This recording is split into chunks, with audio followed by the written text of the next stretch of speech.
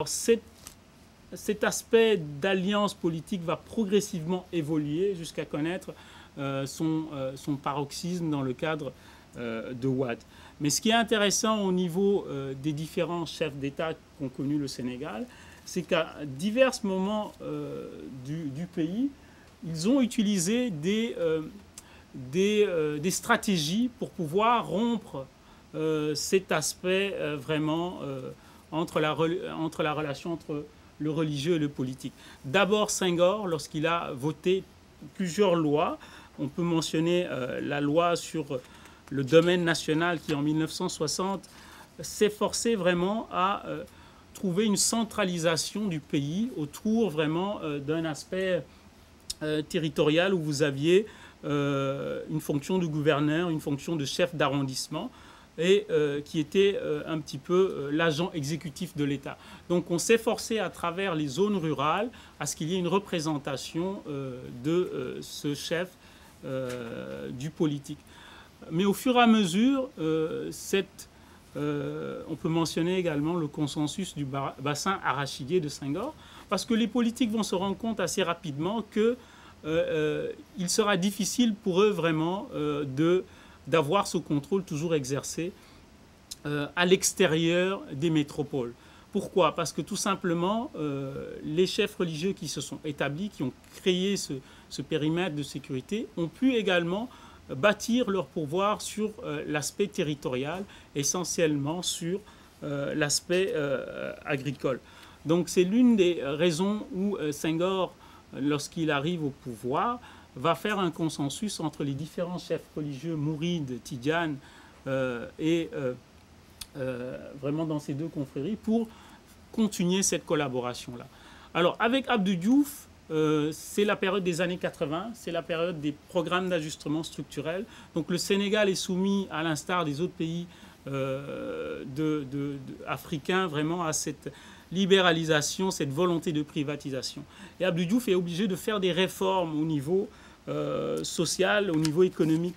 Alors autour vraiment de son pouvoir, il va y avoir une contestation très marquée au niveau social. Donc, à partir de ce moment-là, vraiment, les religieux s'interrogent sur la collaboration qui va arriver entre eux et les politiques. Parce qu'Abdou Diouf va vouloir vraiment centraliser ces politiques nationales. Mais le changement vraiment majeur, ça va venir avec Abdoulaye Wade. Donc, lorsque le Sénégal, en 2000,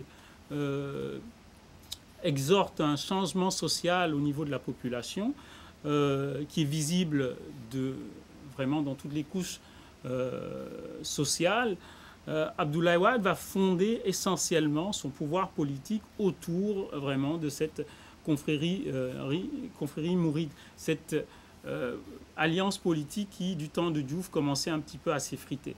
Alors, les convergences d'intérêts entre le politique et le religieux vont connaître avec Abdoulaye Wade vraiment, et cette notion de changement social, une importance assez marquée. Alors, ici, on voit des images, vraiment, ça c'est des images qui souvent dans les médias, ont permis de montrer comment le président de la République du Sénégal, symbole de la République, symbole de la laïcité qui est inscrite dans la Constitution, justement fait montre de son allégeance politique par rapport à la confrérie mouride, l'une des plus importantes confréries en termes de nombre, en termes également de relations politiques. Alors tout simplement, c'est une stratégie politique pour encore construire cette importance vraiment du politique dans l'aspect religieux. Et cette influence, elle est vraiment marquée lors de certains événements religieux où les politiques vraiment utilisent dans les discours des notions religieuses pour pouvoir capter vraiment l'ensemble des collectivités locales. Alors, cette contextualisation politique, d'une part, montre un petit peu comment la relation entre le politique et le religieux a toujours existé au Sénégal. Alors, d'une manière beaucoup plus concrète et beaucoup plus locale, je vous propose dans les dans les dernières 3 minutes qui me restent, donc un défi de taille, vraiment de revenir sur cette influence au niveau local. Alors ici, une carte de Touba. Tout à l'heure, je vous expliquais comment cette ville, ici on peut voir Touba, un petit peu qui au départ était la région de Touba Mosquée, qui au niveau de la décentralisation a le statut de la communauté rurale. Donc logiquement, le statut de la communauté rurale, ça correspondrait à un village.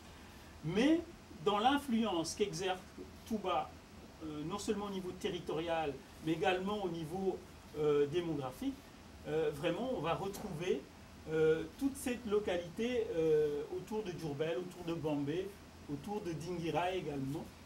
Une population vraiment maintenant en termes de superficie, on parle de 562 km² pour au départ une localisation qui se ramenait à des milliers d'hectares.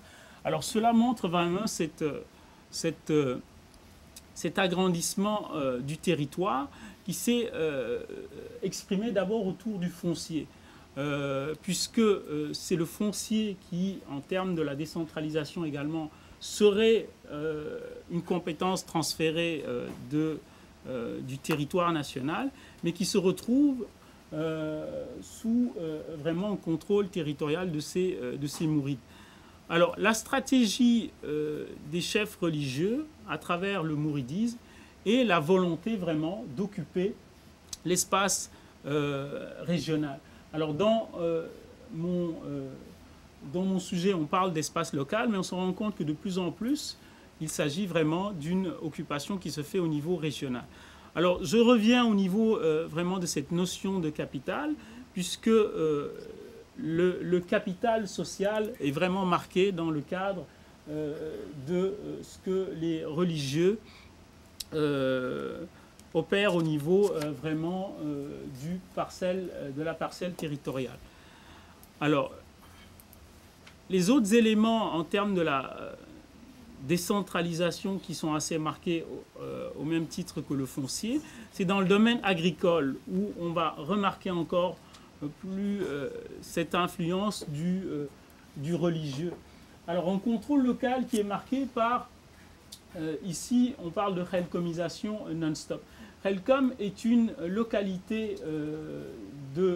qui au départ était du domaine national, donc une forêt classée qui a été offerte dans la collaboration politique que les politiques ont eue avec le religieux, qui a été offerte à un chef mouride, Serigne Saliou Mbacké, qui a commencé vraiment à l'exploiter. Donc, en l'exploitant, vous allez retrouver au niveau de Khelkom vraiment des champs de mil, d'arachides, etc., qui ont réussi vraiment à accroître cet aspect au niveau de cette influence dans le secteur agricole. Alors, dans le cadre des religieux, on se rend compte que, justement, ce capital social, vraiment, va se manifester autour du territoire, autour de l'agriculture. Un autre élément également qu'on peut évoquer, c'est l'aménagement territorial. Tout à l'heure, j'ai évoqué, je vais bientôt conclure cette présentation. Tout à l'heure, j'évoquais la volonté vraiment de ces religieux, de ces mourides, d'avoir vraiment une influence encore beaucoup plus grandissante dans le territoire. Donc cela se marque par la volonté, à l'intérieur vraiment de l'espace mouride, de conserver les acquis et les interdits sociaux. Donc le refus de faire certaines pratiques de boire, les refus de danser, etc. Plusieurs pratiques qu'on veut vraiment conserver. Et cela se voit vraiment dans des événements religieux comme le Magal de Touba, où on voit une influence beaucoup plus. Ici, on voit une image où, dans une localité de 562 km², vous allez voir une population qui va venir de partout pour célébrer le rituel du Magal religieux qui symbolise un petit peu l'exil de ce chef Mouride Cheikh Ahmadou Bamba dans sa population. Alors on parle d'une densité des fois au niveau de Touba qui va dépasser les 5000 habitants vraiment au kilomètre carré. Alors c'est quand même assez surprenant, cela montre encore cette influence assez importante. Alors un autre élément, c'est la volonté de ces religieux de développer leur caractère local. Alors l'urbanisation également fait partie de ces projets qu'ont ces chefferies religieuses. Alors ici, j'ai trouvé assez intéressant de montrer la volonté encore là des religieux de prendre de prendre la modernité en marche. On parle de plus en plus de cette influence de la Chine en Afrique. On se rend compte que dans le cadre de Touba, il y a des grands chantiers qui sont développés par l'État sénégalais, mais où vous allez voir des opérateurs chinois qui vont s'atteler vraiment au niveau des infrastructures. Alors pour résumer, et j'en arrive vraiment à ma conclusion maintenant, dans le cadre des indicateurs que j'ai pris dans ma thèse et ce que j'ai voulu vraiment insister, c'est comment d'une part un capital social est